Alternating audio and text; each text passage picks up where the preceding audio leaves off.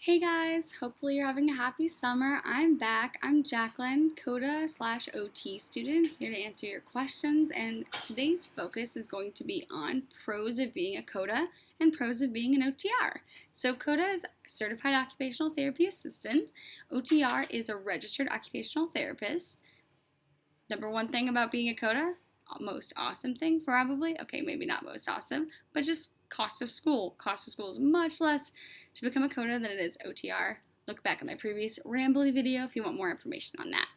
Number two, the treatment. So a lot of people go to school to become occupational therapists not knowing that they'll be writing evals, and sometimes they're writing evals for occupational therapy assistants. So they'll see the patient, write the eval, and then someone else gets to go treat that patient. Then they'll see that patient at the end to be able to discharge them or decide to continue therapy. So another pro of being an OTA is that you get that patient-therapist connection. A lot of times people, they think they're COTAs. They'll forget about the OTR to begin with because they're not the main person that helped them. That being said, there are a lot of jobs that OTRs get to treat patients as well, but they are always going to have to do the evaluations and the paperwork, where an OTA might not have to do as much paperwork. Number three, OTAs still get autonomy over their treatments. So they'll get the evaluation, they'll get the goals, but they'll be able to treat the patients as they deem fit. Of course, in collaboration with their OTR as needed. So that's another cool thing, is that the COTA is always going to have someone they can talk to about their patient. I mean, everyone ideally would be collaborating, but there's always going to be two therapists per one patient when you're an OTA, which is kind of awesome. It's built in. The next thing is I found that COTAs can kind of pave their way into new jobs. So just because the therapist doesn't have an occupational therapy assistant doesn't mean that they might not necessarily want or need one. So you can come in, as long as they have an OTR, make the argument that you have the skills they need. They can pay you a little bit less because you're not doing evaluations, and it's a win-win for the company and for you. Next thing, so occupational therapy assistant schools are really competitive. They're not quite as competitive, from what I've seen, as OT schools. So about 20% of my classmates didn't make it in on their first shot to OT school and decided to go OTA route, either permanently or as a transition, in order to go to OT school. So another thing about OTA that's great is that it's just easier to get in. You don't need a you don't need a bachelor's degree.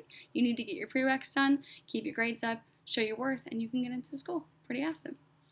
Next thing, occupational therapy assistants can do a lot of roles that OTRs can do in other ways. They can be directors. I've known a couple that are directors of rehabs. They can own their own businesses. As long as there's an OTR on staff, they can have therapists on staff.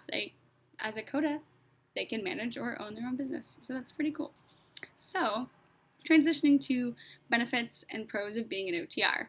Number one that always comes to mind is more pay.